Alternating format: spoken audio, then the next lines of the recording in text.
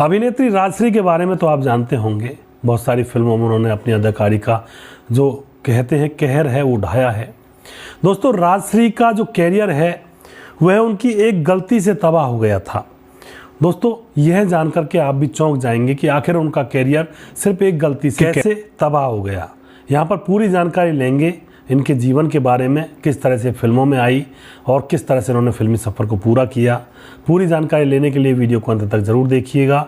नमस्कार, मैं हूं सुदेश कुमार और फिल्मी कहानी चैनल में आपका स्वागत है। राजश्री 1964 में एक मशहूर फिल्म आई थी जिसका नाम था गीत गाया पत्थरों ने।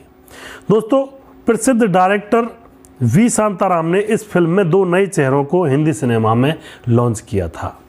वो दो नए चेहरे कौन से थे? एक तो जितेंद्र लिए थे, जितेंद्र जो कि उस फिल्म के अंदर मूर्तिकार बनते हैं, और अपनी बेटी राजश्री को उस फिल्म के अंदर लॉन्च किया था वी शांताराम जो डायरेक्टर थे उन्होंने। अब यहाँ पर किस्मत से जितेंद्र और राजश्री की पहली फिल्म सफल हो गई और दोनों स्टार बन गए थे। दोस्तों, पहली फिल्म से राजश्री का असली नाम राज समरी शांताराम था।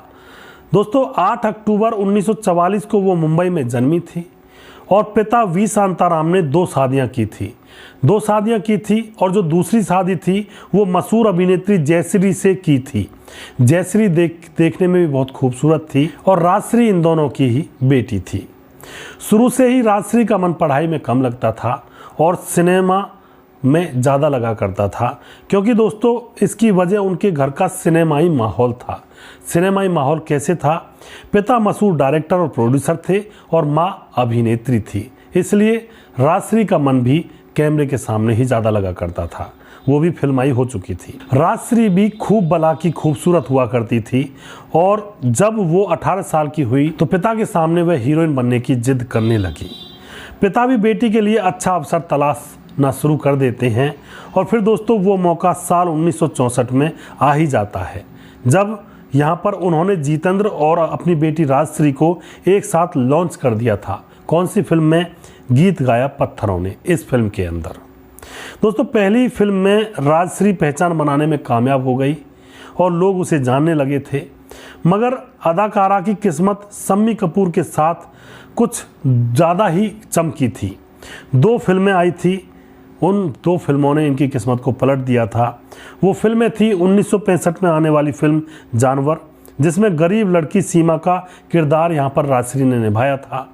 दूसरी फिल्म थी 1968 में ब्रह्मचारी, जिसमें शीतल चौधरी का रोल यहाँ पर राजश्री ने किया था। और दोस्तों अब इन दो फिल्मों से राजश्री की जो किस्मत है वो चमक जाती है और लोगों की जुबान पर राजश्री का नाम घूमने लगता है। अब राजश्री सफलता के 7वें आसमान पर तो पहुंच ही चुकी थी। वैसे उन्होंने राज कपूर के साथ भी एक हिट फिल्म दी थी दोस्तों। उस फिल्म का नाम है अराउंड द वर्ल्ड और उसमें गीता बहुत ज़्यादा उस फिल्म से फेमस हो गई थी। और इस फिल्म में एक गाना भी फेमस हुआ था, जिस गाने के बोल हैं चले जाना जरा ठहरो किसी का दम निकल जाता है। यह गाना भी बहुत ज़्यादा फेमस हुआ था उस दौर के अंदर। अब यहाँ पर जान लेते हैं कि राजश्री का कैरियर तबाह आखिर कैसे हुआ था।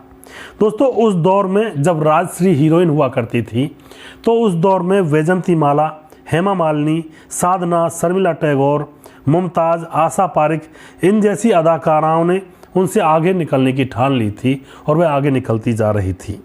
अब राजश्री को साइड रोल ऑफर होने लगे थे दोस्तों। उनका जो चमकना था वो कम होने लगा, मगर उनको तो लीड रोल ही चाहिए थे फिल्मों के अंदर। इसकी वजह से कई अच्छी फिल्में उनके हाथों से निकल जाती हैं और बस यही फैसला उनके कैरियर की तबाही का कारण बनता है। दोस्तों, एक वक्त ऐसा आया कि लोग उनको भूलते चले गए और अदाकारा का कैरियर बर्बाद होता चला गया। इस तरह से इनकी ज़िंदगी बर्बाद होती चली गई। उनको आखिरी बार शशि कपूर और मौसमी चटर्जी की फिल्म नैना में देखा गया था आखिरी बार।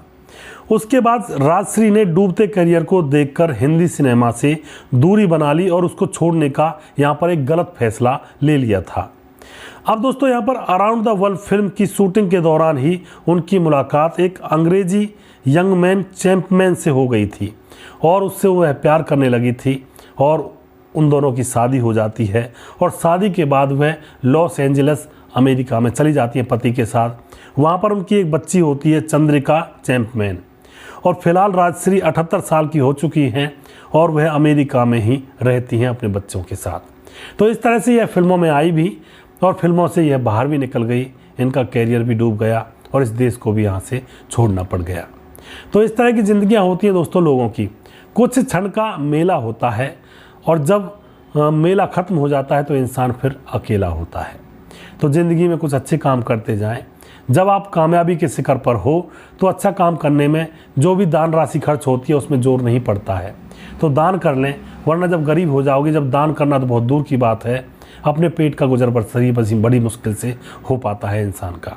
तो जो भी चरम शिखर पर इंसान पहुंचता है उसको दान पुण्य अच्छे से कर लेना चाहिए, क्योंकि यही असली कमाई होती है इंसान की। दोस्तों, आपको हमारे ये वीडियोज़ कैसे लगते हैं? हम यहाँ पर जो एक्टरों की जीवनियाँ लेकर आते हैं इसके बारे में आप ज़रूर कमेंट बॉक्स में लिखा करें कि आपको हमारा प्रोग्राम कैसा लगता है, जिससे कि हमें और हिम्मत मिलती है। अगला प्रोग्राम मैं जल्दी फिर से लेकर आऊँगा किसी दूसरे कलाकार के ऊपर। तब तक आप खुश रहें। जय हिंद, जय भारत।